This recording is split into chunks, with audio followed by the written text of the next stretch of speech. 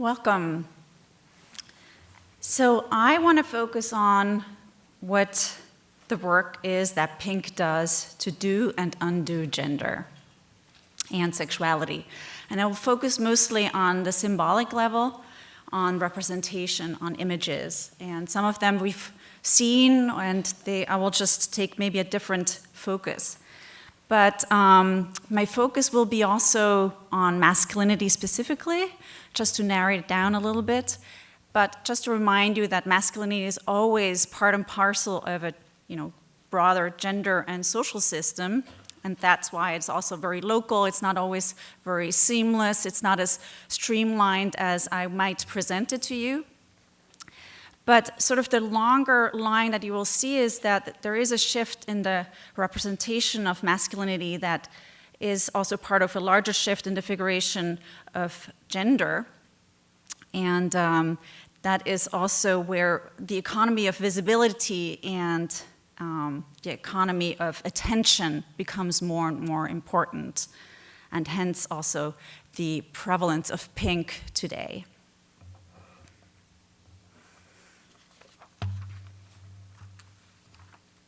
So I'm starting with pink and how it signifies affluence and class, really, in a childhood that is divorced from manual labor. So most children in the 19th century would be working, would be getting dirty, and not wear pink. So it was a sign, basically, of wealth, of affluence, to be dressing your children and your women in pink. Pink, like all colors at that time, were part of the domain of the upper-class women and children, so of the private sphere. Yet both girls and boys would be wearing pink, and there was no gender difference when it came to children at that time. Pink did not connote anything sexual. Instead, pink contributed to making children look innocent of the men's world of labor, of work, and innocent of adult sex-gender differences. So here we have pink as the marker of class, of a class childhood innocence. So now the question is, when did pink become part of the men's world? When did it enter men's fashion, but also just men's daily lives? And I would say, around the 1920s, maybe earlier, but there, as Valerie Steele already mentioned, we have, at least in literature, this discussion in The Great Gatsby, where pink marks the nouveau riche, the imposter to the upper class, the one who doesn't or hasn't really learned the dress codes properly, and he is exposed by wearing this pink suit. So here, pink signifies an ambivalent relationship to the men's world of work, because it isn't really believed that this Great Gatsby, that he actually works, that what he does for a living, he is, believed to be disingenuous, really. So pink is clearly connected to leisure pursuits, to the display, to people who are showy, like nouveau riche people, and to something that is on the surface. He's only, Great Gatsby is only successful on the surface. That is one of the messages. He is, deep down, he is actually a fraud, an imposter. We thus see, mainly here, the close ties to being on display and showing, of being seen, and also trickery, this disingenuous quality of pink that is here connected to the Great Gatsby. Pink and effeminacy becomes something more dominant with the 1930s, with the pink triangle. There's only few pink triangles left today, actually. One is found in Washington, D.C., in the United States Holocaust Memorial Museum.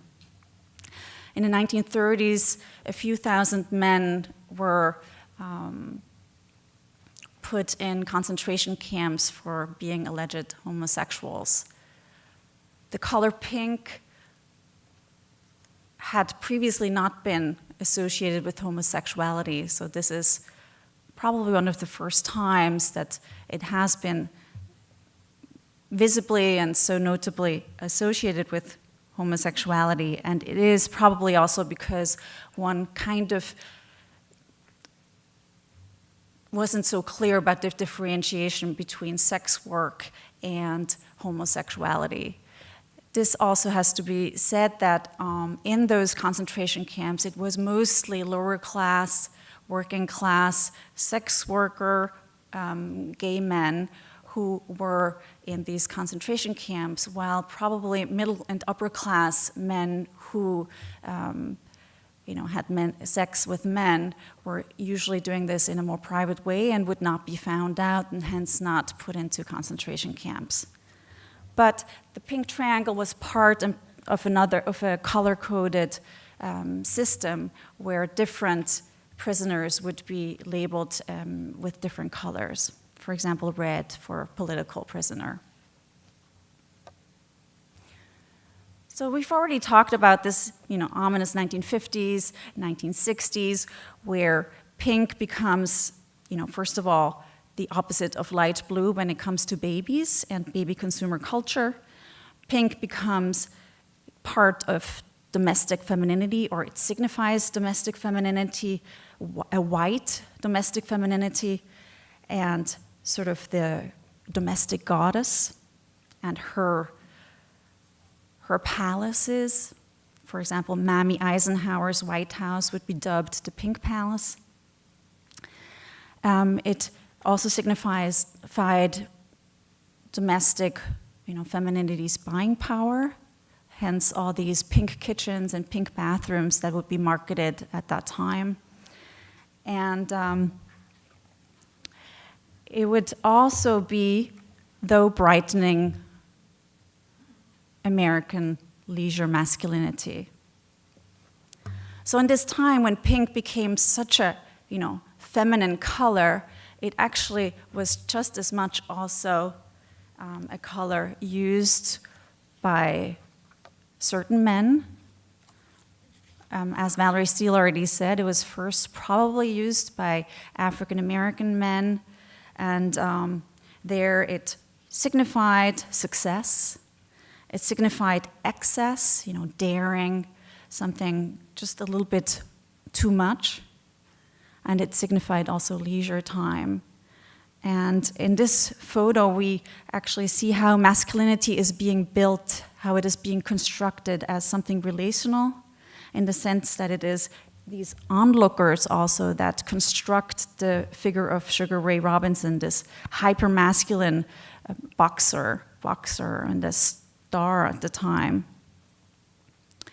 It is constructed as prosthetic, so you have the pink Cadillac as an important tool to construct his masculinity. And it is constructed as performative in the way he leans against this Cadillac. And it definitely is one of the first or more visible examples of when masculinity becomes more commodified, with this association with leisure time, tourism, time to spend, time to consume and not to produce. So Elvis, a little toned down, takes up this pink, but combines it with black, which is still quite radical. And then when it comes to sort of your middle-class man, it is toned down with charcoal gray and becomes so more palatable for the middle-class man.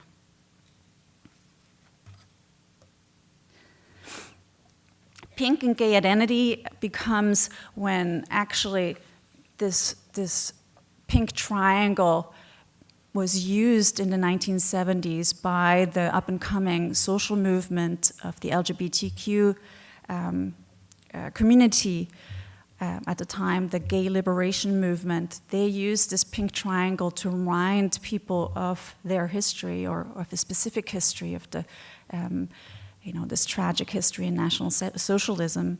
But they also used it not just as a memory, they also used it as something that would, help them forward, help them to get recognition. So the memory of the pink triangle and this pink also very visible and visual sign would help them foster an identity and also garner legitimacy to achieve recognition, legal status, all the things that they stood for. And this is one of the first books that was written on the pink triangle and became very popular and was used in the 70s to remind the general public, but also the gay community itself, of this history. Very quickly, though, it became also very clear that there was also some money to be had in the queer community and the LGBTQ community. And today, even, one talks about the pink dollar or the pink pound, if you're, in England. So the visibility that pink, that pink allowed is also very much tied into the marketability of gay identity, and which is exemplified and also criticized by this artist here. It still, in the 1980s, kept a radical impetus, here shown by the ACT UP group that designed this pin and this logo to remind people of the AIDS crisis and to plan their direct actions. So they're very, very radical. And I think it's the combination also of the black and the pink that allowed this radical message to come across, and also, of course, the memory of the pink triangle. Just as a side note, that we do have also in the 70s, the punk aspect, since that's what the exhibition is also, referring to the punk aspect of pink, which is, of course, also very masculine in that sense. I mean, if you remember the Sex Pistols and Never Mind the Bollocks. And, of course, the first, or one of the first films of The Great Gatsby, where we have Robert Redford in that role, where it still showed this upper-class masculinity and a masculinity on display, depicting Robert Redford in the pink suit. So moving on to the 1980s, we have maybe a reinforcement of this consumer masculinity, of a masculinity that is appearance, and probably best exemplified by, the tropical pink of Don Johnson as Sonny Crockett in Miami Vice, and his colleague Philip Michael Thomas as Rico Tubbs. So here, pink again is a shorthand for display, for to be looked at, and that is traditionally a feminine position. If you look at film theory and read texts like Laura Mulvey's text on the male gaze, it is women who are looked at and who actually stall the narrative of a film.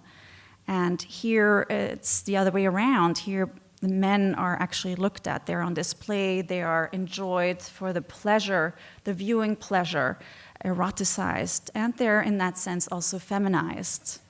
At the same time, their bodies are hard bodies. They're hyper-masculine. They're lots of muscle, etc. They are part of action movies, not romantic comedies.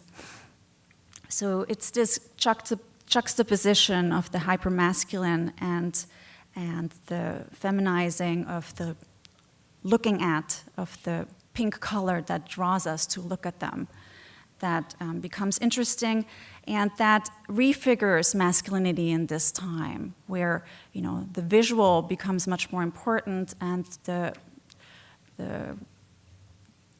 eroticization of the male body.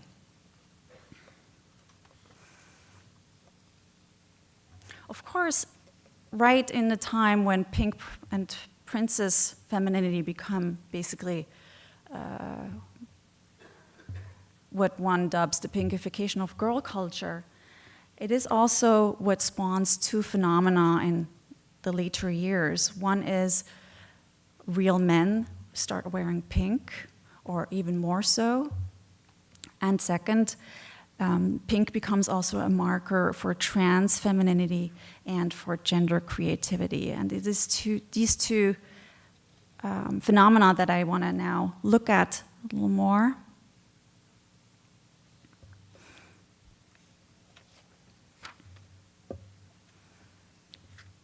So we have again, Cameron's Killer Pink, and here I want to draw attention to also this notion of killer, of this phallic term of killing pink, it's a very masculine term, and then combined with the feminine pink, which becomes interesting. And of course, in the context of hip hop, in the context of this hyper-masculine body and what it does, and for his image and for hip hop more generally, and maybe society at large. So you have this risk-taking that is maybe not so much here, but here you would still have, this upper-class masculinity in pink. Might not be, a surprise that we have another installment of The Great Gatsby since the 2000s. So different ways of wearing pink, the killer pink and the upper-class pink, but they're still, both in the 2000s that they have become quite prevalent. And both this risk-taking that is associated with what this article has called the loaded color.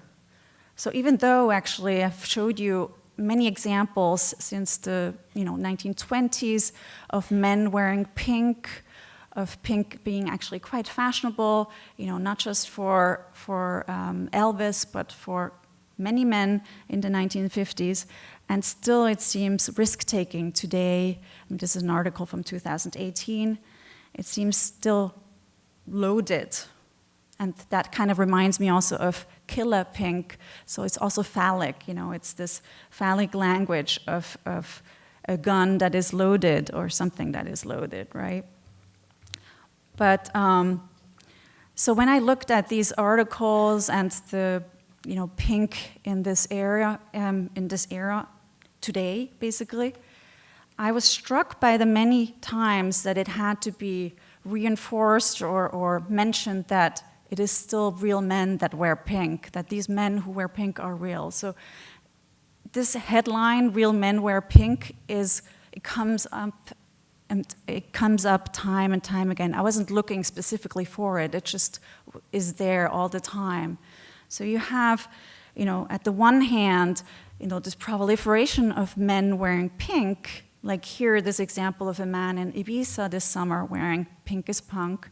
And at the same time, you have print journalism and other kinds of journalism that reinforces this notion that only if you're a real man, you can wear pink, or it has to be somehow explained, or, it's not, I have hardly ever found a woman who had to explain that she's wearing pink. So even this little prince, this little boy, has to basically show that he takes charge like a real man. A little boy, and he still needs to justify wearing pink. Or this example here, it's actually a young man that I saw this summer at Governor's Island, and then I went to look for the t-shirt online. So it's 10 reasons why a man would wear a t-shirt in pink. And one is, my dad did the laundry. And, and the last point was, tough guys wear pink. So here too, it had to be reinforced that, you know, I'm still tough even though I wear pink. And if it is pink, if pink has become such a ubiquitous color that everybody can wear, all genders can wear, how can it still be used as a tool of shaming male prisoners? And here, this is an example of Sheriff Joe Arpaio in Arizona, granted a very conservative state, and he used pink only for male prisoners, and overtly so to shame them, to feminize them. He said he didn't want them to reoffend, which of course he wasn't successful in that, but he was very successful communicatively. I mean, you could buy the boxer shorts. It spawned many articles. It was very popular, and people would make fun of these prisoners. So how is it possible still to shame men by, having them wear pink? Here also, similar idea is pink is used to calm male prisoners in pink, by putting them in pink prison jail cells. And that's done in Switzerland, in Germany, and in the United States quite prevalently. So how is it possible to still shame and ostensibly maybe also calm male prisoners by putting them in pink cells? How is it possible that a trans man, a trans artist in New York can be assaulted only because he's wearing pink? So this trans artist, his name is Morty Diamond, he wore pink for an entire year. So from head to toe, he wore pink, and he walked the streets of New York like he would. He would, go about his daily business, and he would document it every day. And this is one example of what he would, get as a reaction for wearing pink. And this is in 2005, so not that long ago. So only bitches wear pink, you fucking faggot. This is what is yelled at me from a car that stops in the crosswalk that I am about to walk through. 3 guys laugh, and after the faggot remark, one of the guys says, I should get out and beat the fucking shit out of you. So how is this still possible in New York? And here an example of, I don't know if you're familiar with, this is very, very common in Canada, the Pink Shirt Day. It's a United Nations thing now. It used to be something that came out of Nova Scotia, Canada, because a boy was wearing pink and then he was bullied heavily in school. So they created locally the Pink Shirt Day, and now it has become a global phenomenon. So why is it, a Pink Shirt Day and not a Green Shirt Day? But not to end on this, sort of sinister note, I want to also mention that pink actually does have a different side that is, quite different, and that histories aren't linear. And actually, it's important to look at the contradictions because they're often also dialectic. That means they actually have to do with each other. So maybe also current visibility of gender creativity and trans femininities is also why there is, an increased focus on pink and blue in early childhood, while there is, theories, scientific theories, even if they're bogus, of prehistoric man and prehistoric women, gathering berries that are pink. So these things, aren't so incidental. They do often go hand in hand. And here there's 2 examples of, here Jazz Jennings, who has many times claimed that her favorite color is pink and has always been pink. So Jazz uses pink as an authenticator of her deeply felt femininity, of her feminine identity, despite having been assigned male at birth. And there's actually a lot of children's books now that work with the color pink and trans femininities or gender creativity. And also another example where pink is a marker of gender creativity, not of femininity per se, but of this space in between or beyond the gender binary. And it's actually a very, very cute little short film that won a prize in 2015 also. I think you could look at it online. I recommend it to you. Okay, on this note, thank you very much.